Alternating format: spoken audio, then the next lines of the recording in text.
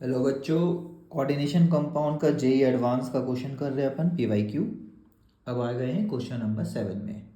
इसमें पूछा गया है कि इनमें से कौन है जो कलर कंपाउंड है। Which of the following the colour compound is among the following. कौन है भाई कलर कंपाउंड। तो देखिए, कलर कंपाउंड होने के लिए क्या चाहिए होता है।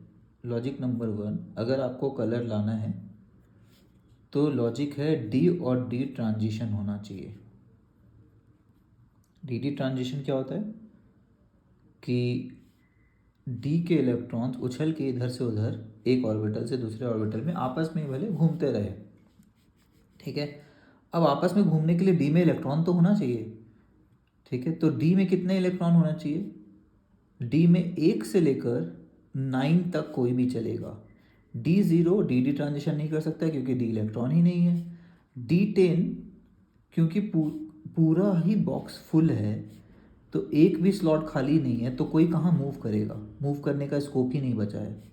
ठीक है, याद है ना एक्सचेंज एनर्जी, कैसे इलेक्ट्रॉन इधर से उधर भाग सकता है, एक्सचेंज कर सकता है जगह। ठीक है, तो वो ट्रांजिशन होना तो चाहिए। इसमें पूरा फुल है, किसी का कोई स्लॉट ही खाली नहीं है, कोई किसी पे कहाँ जाएगा, कहीं नहीं जा सकता है। स्लॉट खाली होना चाहिए ट्रांजिशन के लिए।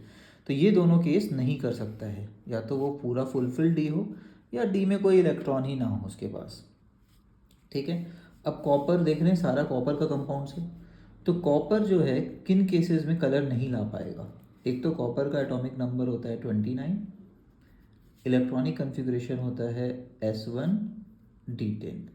मतलब कॉपर अपना न्यूट्रल है, तो भाई कोई डिजी ट्रांजिशन नहीं हो सकता है, हम लोग बोलेंगे नो कलर।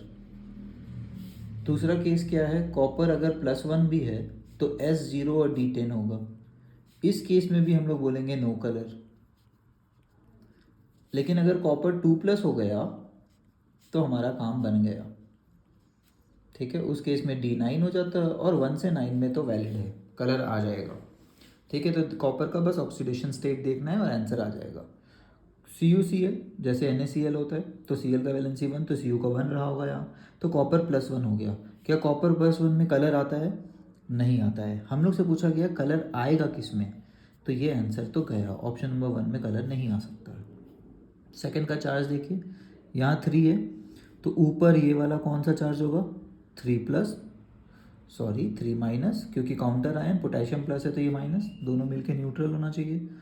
अब कॉपर यहाँ पे X, चलिए चार्ज निकाल लेते हैं। लेट कॉपर चार्ज भी X, Cn कितना होता है -1, 4 Cn है, is equal to total charge is -3, क्योंकि 3 पोटेशियम मिलके +3 हो जाएंगे।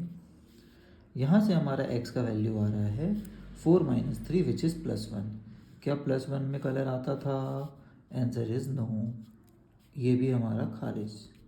थर्ड ऑप्शन CuF2, फ्लोरीन का वैलेंसी 1, तो कॉपर का रहा होगा 2, क्योंकि हम लोग को पता है आयनिक कंपाउंड में वैलेंसी क्रॉस मल्टीप्लाई होता है। चार्जेस से भी देख सकते हैं, एक फ्लोरीन -1 तो 2 फ्लोरीन -2, तो ये रहा होगा +2। तो कॉपर +2 क्या कलर दिखाएगा, बिल्कुल। तो सी में हम लोग का हो गया टिक मार्क।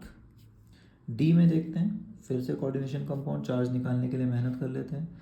BF4 का चार्ज क्या होता है, -1। कैसे पता चलता है, ये कोऑर्डिनेशन कंपाउंड अपने आप में BF4- F- के कंट्रीब्यूशन से बनता है, एक तरह का कोऑर्डिनेशन बॉन्ड ही होता है। तो ये हम लोग केमिकल बॉन्डिंग में पढ़ते हैं। तो BF4 का पूरा चार्ज क्या होगा, काउंटर अनायन का यहाँ पे -1, तो इसके ऊपर क्या आएगा, कोऑर्डिनेशन स्फीयर के ऊपर +1।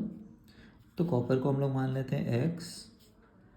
कोई भी कंपाउंड दिखे तो उसमें ओवरऑल चार्ज न्यूट्रल होता है, तो 0 होगा वो चार्ज। ये कंपाउंड ही है ना, एक organic compound, is equal to +1, hence x equal to क्या आया, +1। क्या +1 कलर दिखाएगा, हमारा जवाब है नहीं दिखाएगा। ठीक है, तो हमारा आंसर हो गया इस क्वेश्चन का option number C। Okay, I hope it helps. Bye everybody, thanks for watching.